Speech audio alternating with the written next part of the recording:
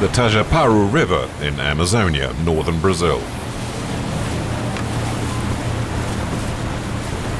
Jesse, aged 14, and Lizette, 11, are trying to grab hold of the boat. This is not a game. It's work. They're not the only ones working the river traffic. Other kids catch a ride to the passenger ferries.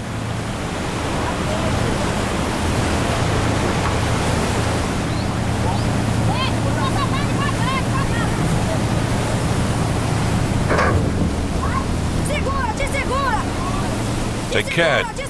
Careful, watch it. Come on, get on. Get up.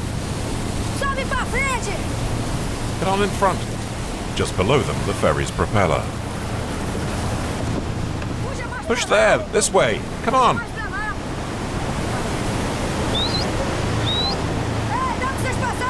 Put the rope this side. The swell's too strong, the canoe will tip.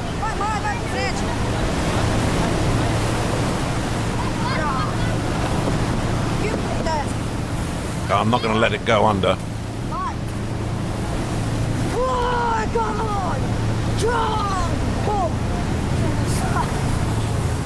Risking death just to make a few pennies selling jams and sweets.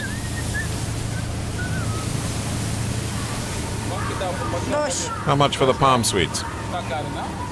2 reals. Are they any good? Did you buy them or make them yourself? Oh, I brought them up river. No, they're not rotten, are they? No, they're good. They've got preservatives.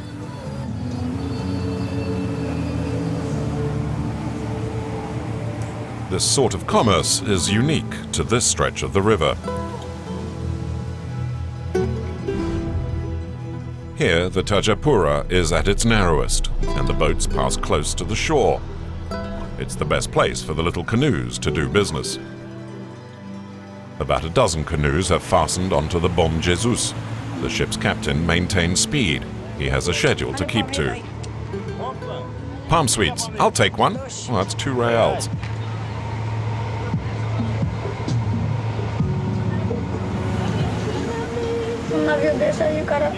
Well, ships this size, it's a dangerous business going alongside. They're huge. And they move very quickly. But it's how we earn our daily bread, make our living.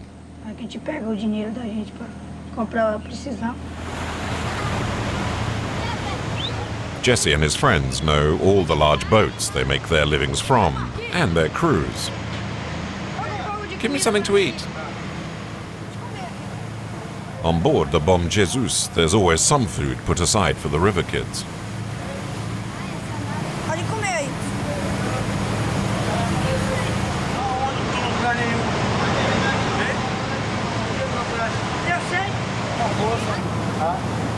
You know, sometimes there are accidents. We try and help them out. You know, keep an eye out for them. Make sure they're okay. Some of the kids who climbed on board are very young indeed. Something that worries Captain Santos. I keep a list of all the children's names. There seems to be more and more of them lately. In fact, there's so many now, especially little ones, less than 6 years old, on their own. I let the authorities know about them, because it's very, very dangerous what they do. Especially at night time, and I tell them not to do it at night. By day it's okay, it's fine. Under Brazilian law, the river captain is responsible in case of accidents. Hey, be careful! Take the rope from the middle. Tie it up, that's it. Come on, okay, let's go now.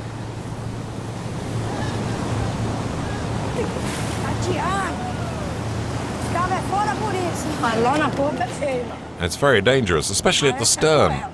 It's treacherous. It's scary. I'm usually in a cold sweat.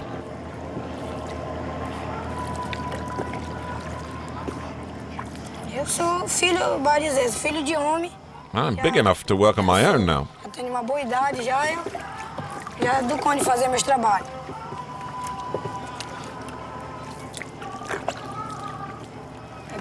I lost one pot of palm sweets. but I sold 3. Três potes. He can neither read nor write, but Jesse knows how to count his profits. R$6. 7 reals. About $3.50, a small contribution to his family's income. Jesse's the youngest of 12 children. His mother, Benedicta, who's almost 60, wakes him each morning.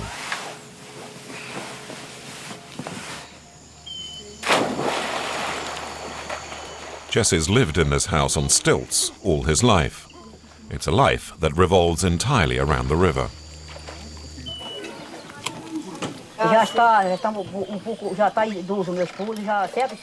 My husband's too old to work now. Sometimes we get up in the morning and there's nothing to eat for the whole day. We hope there'll be something for the next day. It's just the way it is out here. Sometimes we eat, sometimes we don't.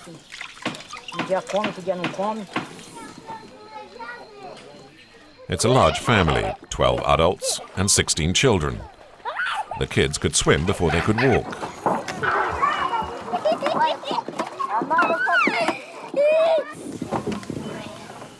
Jesse's grandfather settled here from Portugal at the turn of the last century, during the rubber boom, and later during the expansion of the logging and timber industry. In the Amazonian basin, the rivers are the main arteries for virtually everything. This ship from New Zealand has come to pick up a consignment of tree trunks. The waterways a constant ebb and flow of people and trade. These barges are the public transport system. Bus, train and tram all rolled into one.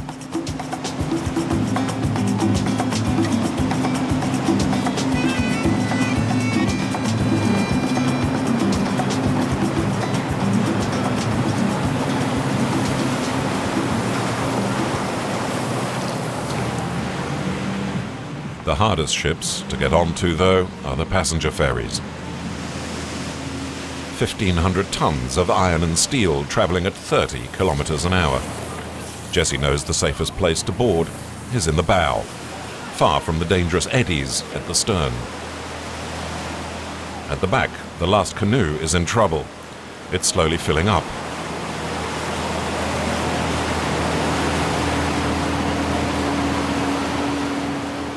The father paddles furiously as his son desperately tries to scoop out the water. In the end, they dive out to prevent the canoe from sinking. The most important thing is to save their merchandise.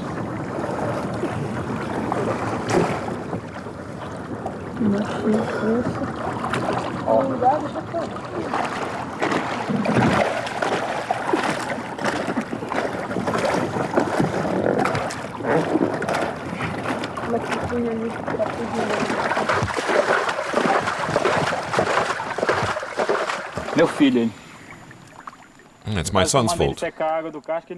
He wasn't listening to me and didn't scoop the water out as quickly as he should have. I've only been doing this for about 2 months. Before, I was in the timber business in the jungle.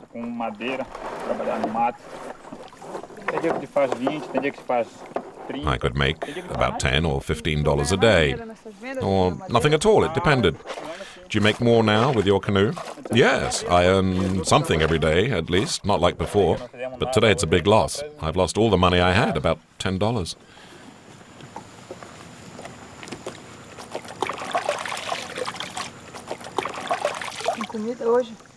Have you eaten today? No, nothing at all. And the money I had for shopping is now at the bottom of the river.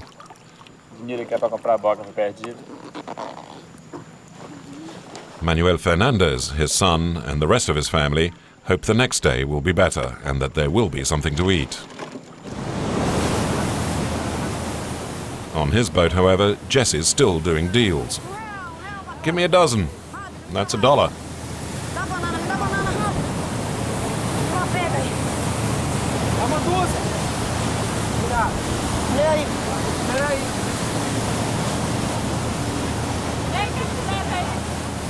I've got bananas, icupis, passion fruit, and palm hearts. Some of the passengers, despite being fully aware of the risks kids like Jesse take, still try and haggle over the price. Hey, there's only 6 bananas. No, they're all here. 8 bananas. Give me a few more. No, that's it now. You wouldn't catch me doing that. It's too dangerous. If they fall, they could die. They'll be sucked under the boat's propellers.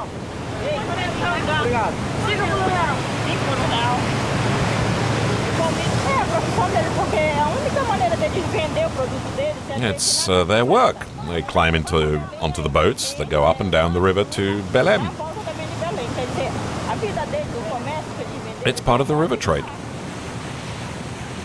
A river trade Jesse's been doing every day of the week since he was 10 years old. In all, he's only ever attended school for a month. It's an hour away by canoe.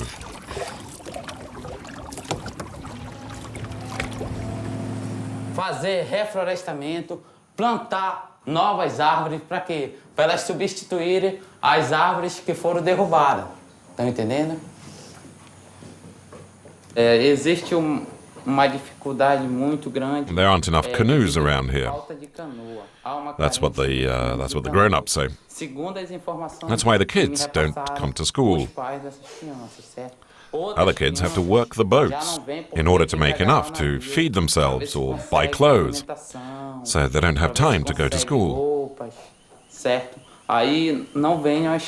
Eu gosto de vir pra aula, mas vim todo dia. You should go to school every day. Fica ruim pra gente falhar. If you only go once or twice a week, it's not worth it. May as well not go at all. But listen, studying is important. It opens the door to so many things.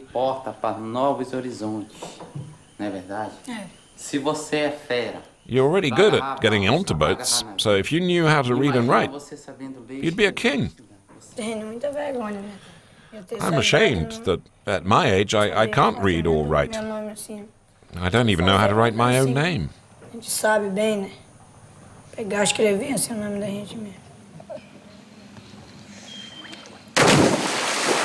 Instead, Jesse's school is the river and the jungle.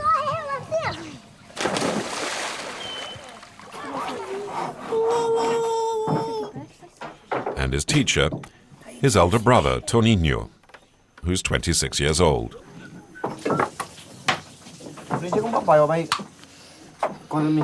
My dad taught me how to make cartridges. Now I'm teaching Jesse. I never wanted to live in town. We go when we need to, but I'm happy here. I've had some work offers in town, but I've turned them down. Here you're free to do what you like, when you like. Life's fairly calm here. You just need to know how to get by. I think it's important I learn to do many things, like my brother. How to build a boat, make things out of wood, clear the jungle, and work like that.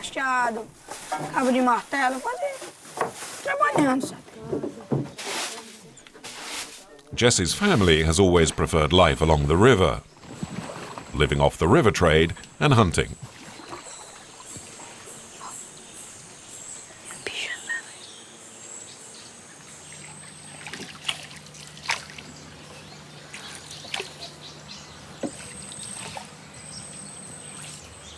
Ali, ó.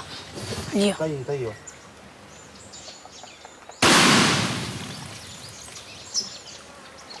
Você vê como o cara é bom de pontaria? Ó. Espia bem na cabeça, só na cabeça. He got him right in the head, right where he was aiming. Foi na cabeça. É comboio o nome dela. Essa marca de cobra que morde o cara. Ela morde o cara. That's a comboy, a poisonous snake. O cara passa, tem vez. Isso é bicho que o cara não pode deixar ela viva. Tem de matar. It's the kind of snake that will bite you straight away. And if you're bitten, you'll die. Muitas vezes ela mata o cara.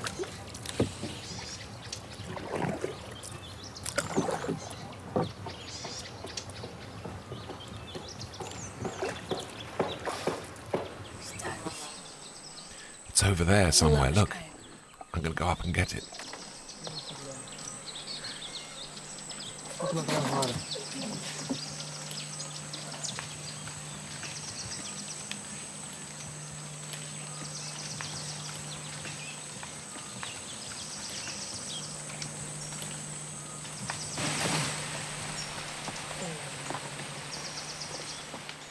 Opa, tem.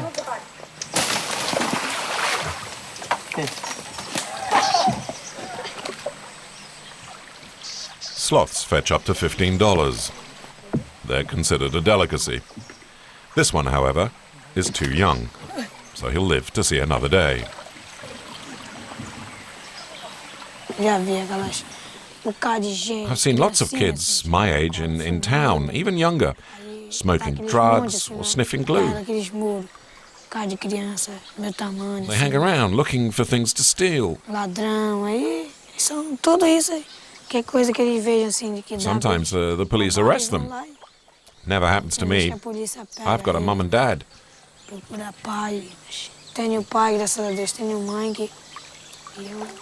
And God keeps me on the right path.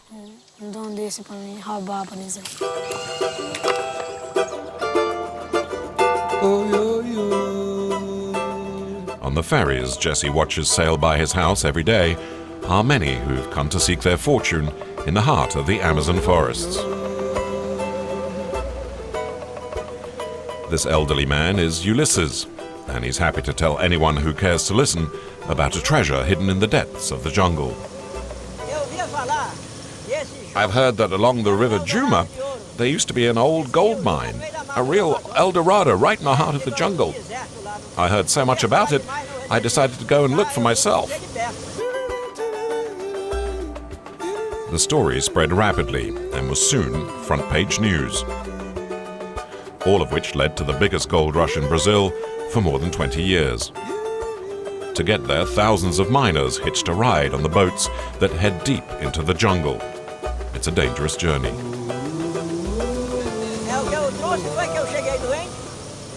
I got real sick down there. Stomach pains, fevers. I think it was malaria. In the end, I had to give up. I went back home.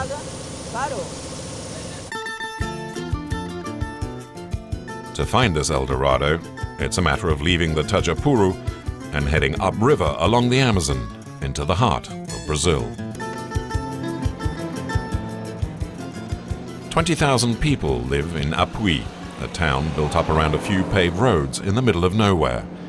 3 months ago, no one had ever heard of it.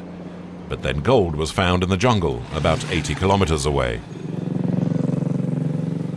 Since then, at least 10,000 prospectors have passed through Apuí on their way to El Dorado.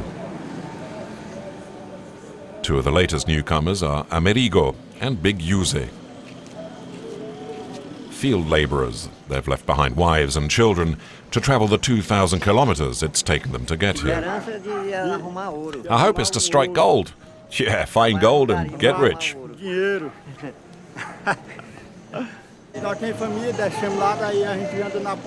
left our families back home to come and look for the gold in order to feed our children.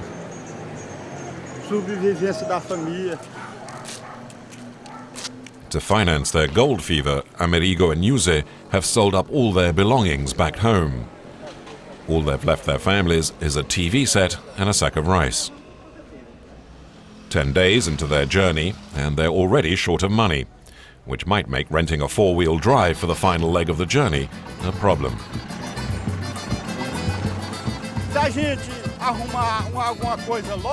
If we strike it lucky quickly, then we're heading back home ASAP. If it takes longer, it takes longer. We've put what money we had towards this trip, and we've left our families with nothing.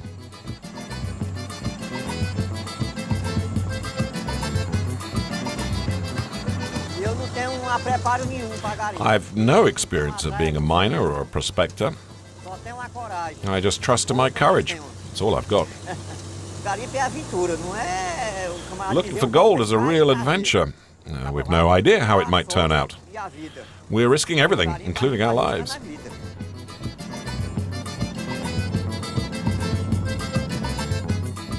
At the end of the track, a row of tents on the riverbank. But the journey still isn't over. This elbow of water juts into the jungle. It's the River Juma that leads to El Dorado. To go any further, you need to pay. The ticket to a dream is about $20 for a 2-hour boat ride.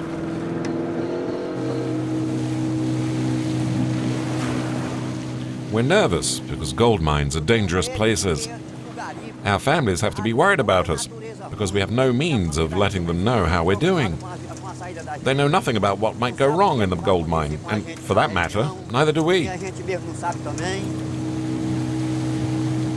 After about 20 kilometers, some splashes of color begin to show through the dense jungle. Here finally is the El Dorado of so many dreams. To the adventurers, the place looks like a slum.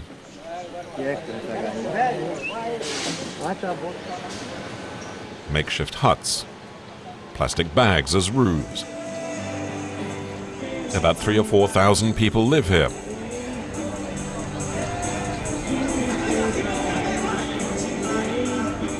It's a small town that sprung up, complete with bistros, businesses, a hairdresser, and even a dentist.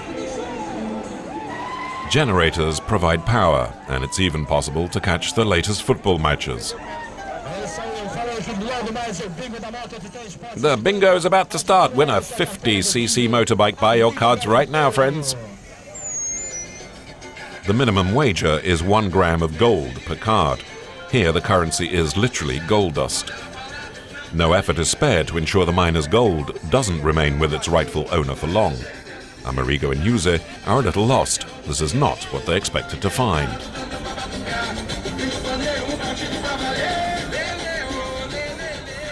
There's even a large food store, where almost anything, it seems, can be bought for about double its normal price. The owner, Mercedes, took the gamble of coming here, and she's making the most out of it. Jams, thermos flasks, drinks. I sell a lot of those. Sweets sell well too. Coffee, soups, noodles.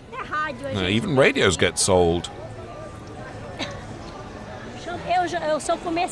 I've been in the business for a long time. It's in my blood. I love selling stuff. But here it's in gold, where the real money lies. Which is how Mercedes makes her biggest profits, by buying up the miner's gold for cash. Almost $20 a gram, which she later sells on at a 10% profit.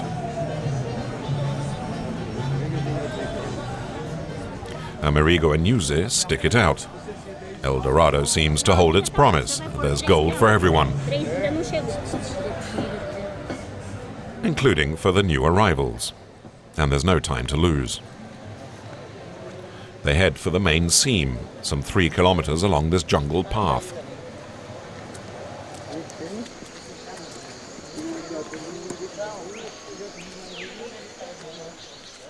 The whole forest seems to have been turned into a building site, with huts and holes scattered everywhere.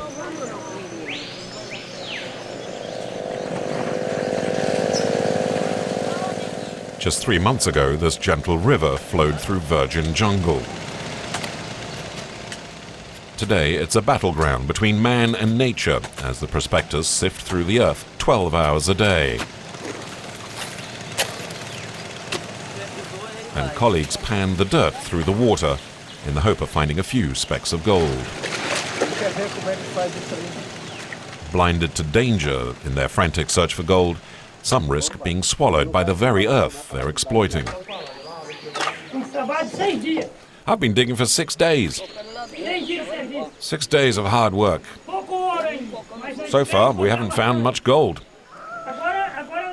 But we're hopeful. It's there somewhere, because we've already seen some flecks.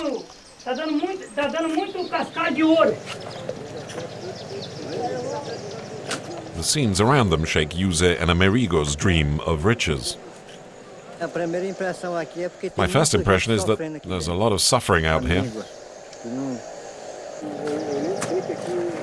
An impression that's soon confirmed as they're repeatedly told there's nothing left for them.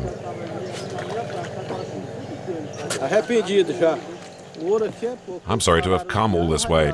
There's hardly anything here. We managed to find some work, but it's just 2 grams of gold a day in pay. That's barely enough to get by on. I'm still hopeful. I've got my faith. If God grants us our health, we'll make it. To survive in this jungle, you need to be well off. Food is twice as expensive here as in town. At almost $4, this meal might be the last they can afford. In the restaurant, a video endlessly repeats the news reports that sparked the gold rush across Brazil. Uma equipe de TV chega pela primeira vez ao lugar onde acontece uma nova e espetacular corrida do ouro, bem no coração da floresta amazônica. Ouro bruto. Ouro que brota de novo Eldorado no meio da selva. Amerigo and Yuzu were among those hypnotized by the pictures of bucketfuls of gold and the false promise of a new El Dorado. Nossa expedição começa no terminal hidroviário de Manaus. Eles fizeram uma propaganda enganada mesmo. Hey, it's a crime what they did. It's dishonest. It's misleading, these reports. One guy out here told me he'd sold his house and left his family because he was sure he'd find plenty of gold. Hey, you've just arrived. What do you think? Yeah, we've just got here. We really need to find work because we've nothing left. Not even to buy food. Yeah, I've been out here for 2 weeks now. I still haven't found any work. I've asked around everywhere, but there's nothing. No one's offering work. We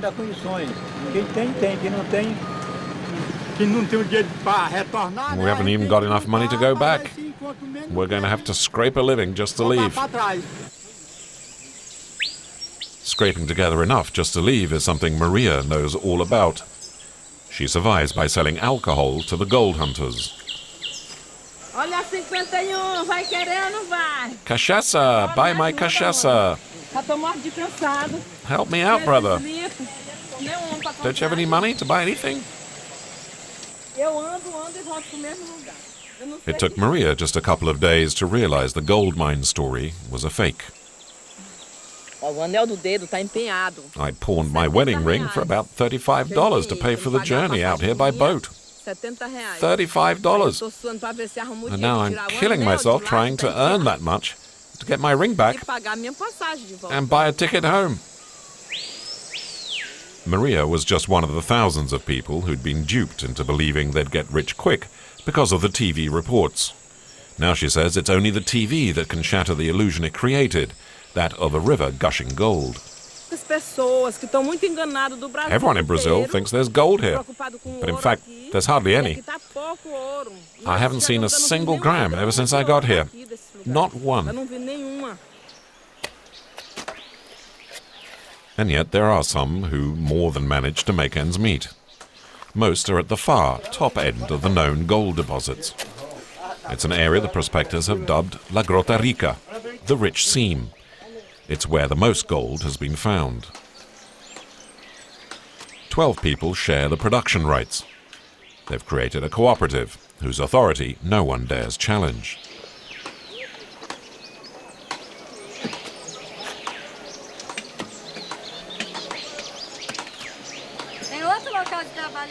Luciana is one of the 12 owners.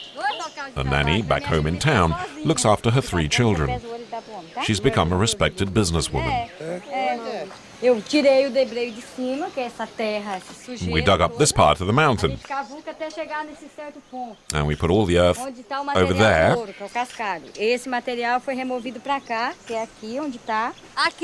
And in there, that's where the gold was. Here's the next step. You have to turn the earth, mixing it really well, to make a kind of liquidy paste, which is important before washing and dissolving the earth in the river. That happens in this machine.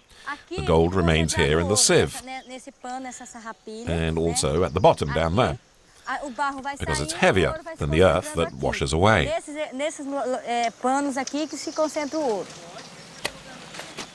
This method means Luciana's workers never see even the tiniest speck of gold.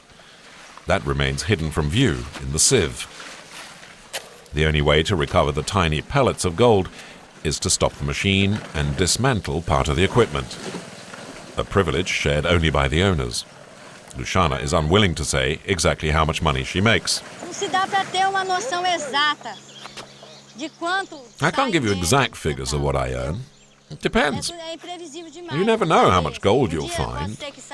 Sometimes it's 10 grams, other times 20, 30, 40 grams. Luciana has been indiscreet.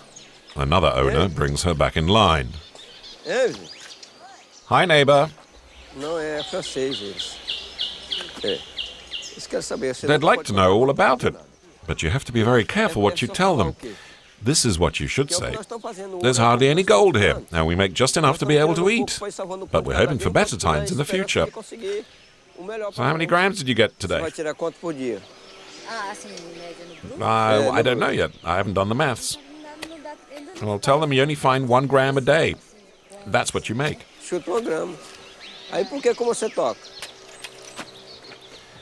But Luciana has admitted to finding between 10 and 40 grams a day. Her neighbor owns the identical size in land, but when asked, admits to only very small amounts of gold. On average, about half a gram, I'd say. Half a gram? Yeah, just 0.5. 0.5 of a gram a day. 0.5 por dia. We get buckets full of gold here. Don't say that. Well, in some places we do. Listen, the truth is we're all pretty poor up here. We're trying to earn enough to feed our families. We've got families, kids, wives. And that's about as much as the owners will say. It's obvious some make a decent living, while the vast majority can only dream of riches.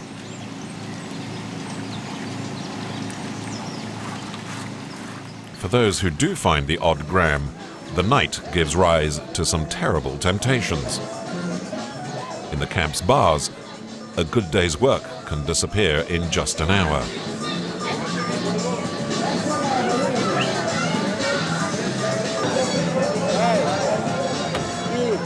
Improvised casinos are set up, and one roll of the dice will decide whether you keep your pay or not. As always, it's the bank that stands to win the most.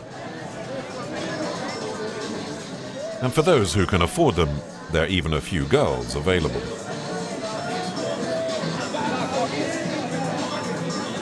In this ambiance, one name is repeated more than most: Ze Capeta, literally Joe the Devil. It's a name to be respected, if not feared, because Joe the Devil is the local godfather. He lays claim to being the sole owner of the entire gold mining operation. He may look harmless, but make no mistake, the man means business. Each prospector has to pay him 8%, an unwritten rule he knows how to enforce. Those who know the rules around here know the boss's cut is not up for discussion. But unfortunately, in the early days of the gold rush, there were a few who caused me some problems. Nowadays, there are no more problems, and everyone pays their cut without fuss, and Joe the Devil talks freely about business. I've made about 4 kilos of gold so far, but if you believe what some say, it should be a lot more. What I read in the press makes me very upset sometimes. They claim I get such and such amount of gold. It's rubbish. Still, I have to admit I'm doing all right. I've been able to buy a small house for my family, something which wouldn't have been possible before.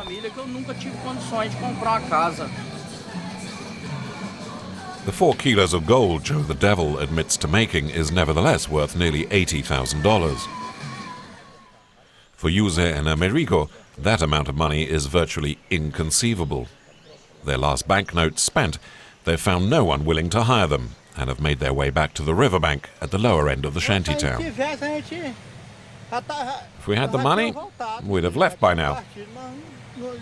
But we don't, so there's not much we can do. It's a nightmare. Everything we dreamt about, hoped for, it's just in tatters. We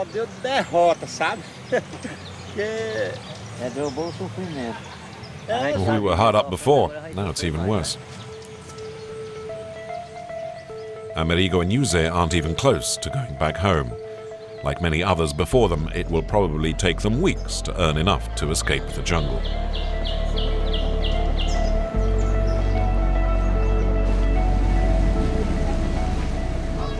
Back on the Tajapura River and the young canoeists. A short distance from Jesse's house, a group of beggars has shown up.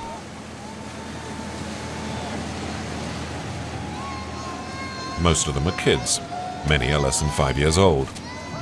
They're too small to get on board the passing ships, so to attract their attention, they shout. It's for the kids down there. Oh, look how small they are in the canoe. It's for the little canoes over there. It's clothes. You're throwing them down some food? No, just clothes, but sometimes we give them food, or clothes. I prepare the sacks for the kids beforehand.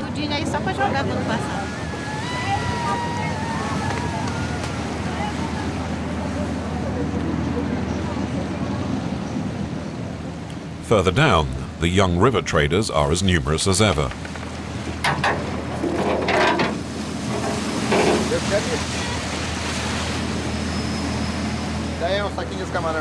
Okay, give me some shrimps.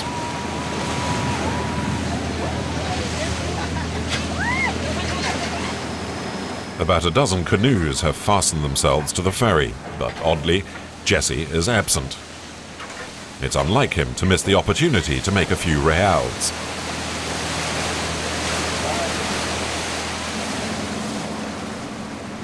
Something's changed on the river.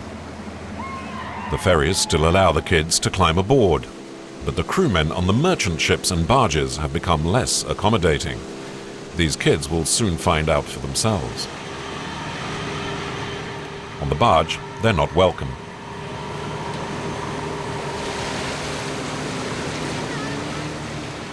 No chance of selling anything here. And for some of the crew, the kids don't cast off quickly enough. One man even threatens to cut the ropes that tether the canoes. Ah, you chicken! You see how he cut the rope? He was scared of us, that guy up there. No, it happens a lot. They don't want us to tie up alongside. It's dangerous. But we do it anyway. We're not scared of them. They might insult us, but we answer them right back. I feel like smashing them with my paddle.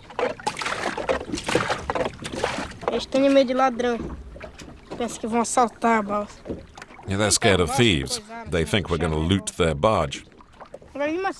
Sometimes they even pull guns on us just to scare us. And we tell them, all right, go ahead, shoot. And then we wave our machetes at them, and they back off. They're scared. The crews, however, have good reason to be cautious. Over recent months, incidents of piracy have increased on the river. Bandits who hold up the merchant boats at gunpoint during the night use the same type of canoes as the kids. On the barges, everyone is on edge. No one's allowed on board at nighttime. No one. Nighttime on this river is dangerous. There have been a lot of hold-ups. So we can't be sure who's in the small canoes these days. I've had friends who've been robbed on their boats right here, on this stretch of the river. Some people have even been killed. God is our only protection. We're scared, but we've got to work. On the banks of the Tajapuru, Jesse's family is in mourning. The youngster was shot and killed a few weeks earlier by the captain of a river barge. For Jesse had turned to crime and become a pirate himself. He was killed trying to hold up a barge at gunpoint.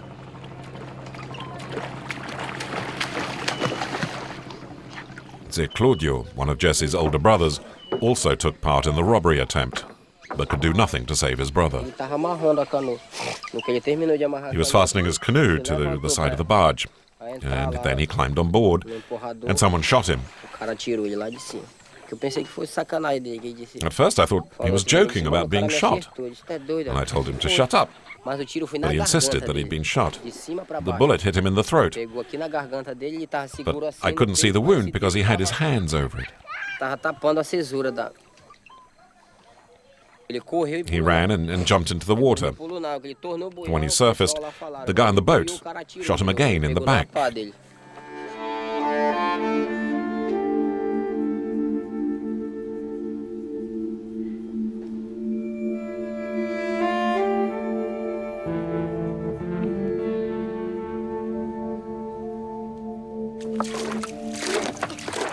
His family knew that Jesse had become a criminal. Benedicta, his mother, always felt that things would end badly. Diz a palavra de Deus que God had warned us this would happen to our family. It was a prophecy, and I trust in the word of our Lord. So I'm resigned to it. Thanks to God, I have the strength. Por isso, então. Tem vezes que eu estou aqui na minha porta olhando aí. Sometimes I stand in the doorway and look at the barges that go by, and then I pray to Jesus to protect the little children that tie up alongside the boats. May God prevent what happened to my boy from happening to the other children. Everyone on the river is marked by Jesse's death. The youngsters have made a habit of visiting Jesse's grave in the riverside cemetery.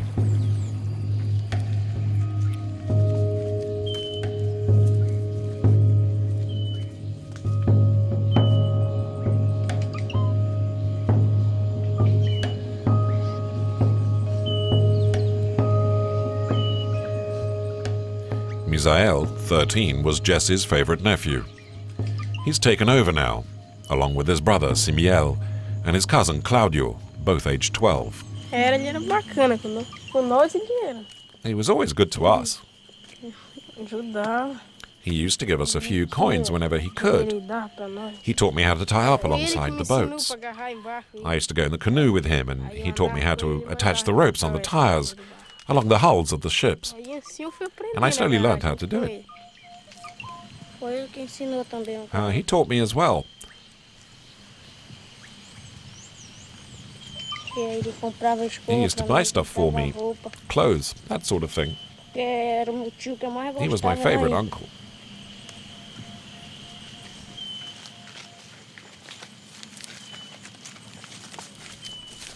Despite the incident, life and trade on the river must go on. For the children of the Rio, there's no alternative.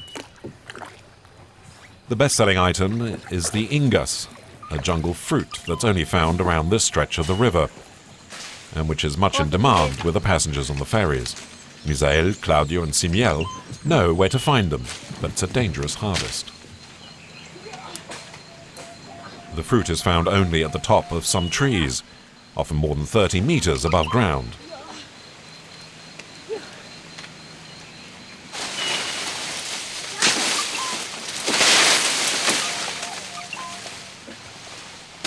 Four ingas sell for 1 real, barely 25 cents.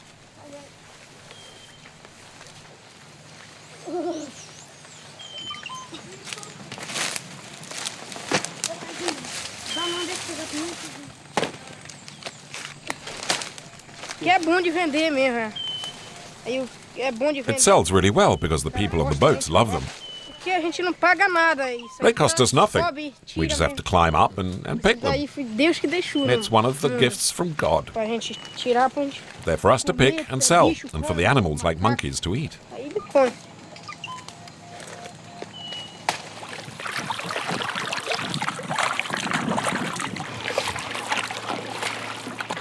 The Manaus ferry is on time.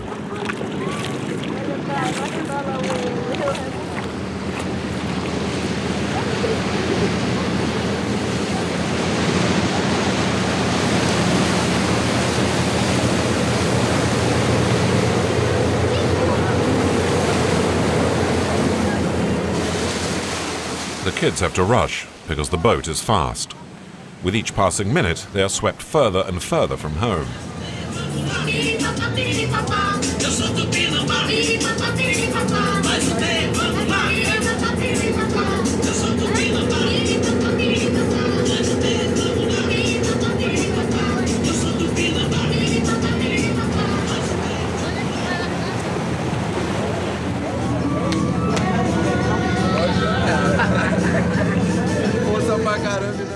you're strong, you are. Oh, this is much better than what you find in the shops. These are the real things. In half an hour, the kids have made barely $4. Only 7 reals, not 8. My brother's made some money too. The kids have followed the ferry for 15 kilometers downriver. To avoid having to paddle all the way back, Misael and the others hitch a ride alongside a barge heading upriver.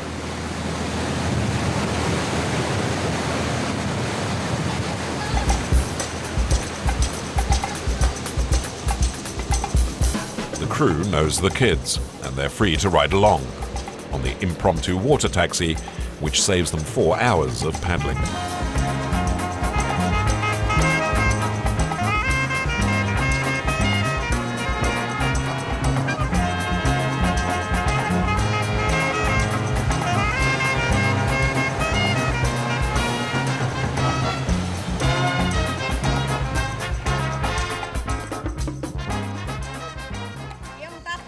We've caught an armadillo.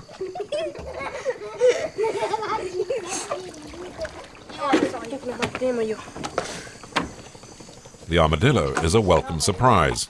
Misael hadn't spotted one for more than a year. It must weigh about 10 kilos. When it's boiled, all this dark part and the shell will come off.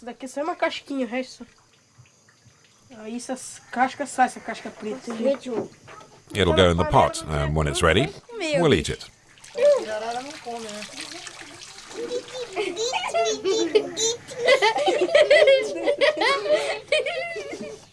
It's a rare treat for the kids, because meat of any sort is luxury in these parts. They enjoyed the hunt. They managed to kill an armadillo without a gun. Sem espingarda, sem nada, mataram tatu. There's more than enough for the whole family, even though there's 11 of us. There's a lot of meat on an animal like that. We'll give some to our cousins. There'll still be enough left over. The next day, there'll be plenty to go round. Overexcited by the hunt, the kids have no intention of going to sleep yet.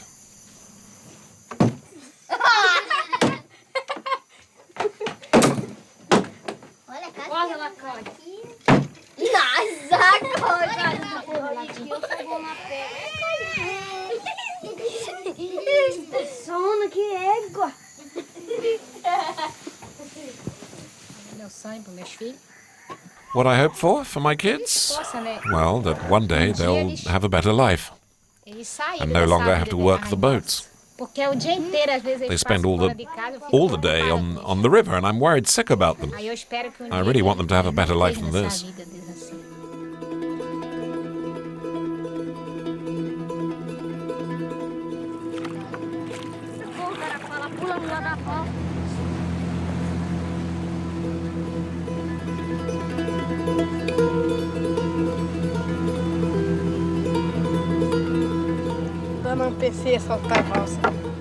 I don't want to rob the barges, become a pirate. There's no point. When I grow up, I want to work in the timber industry. There's decent pay every month, and it's honest work.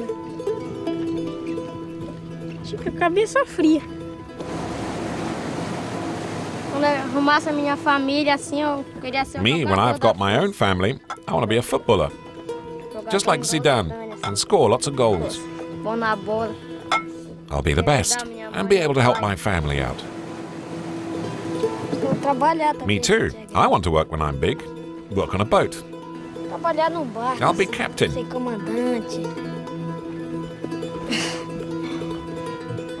And I'll get married.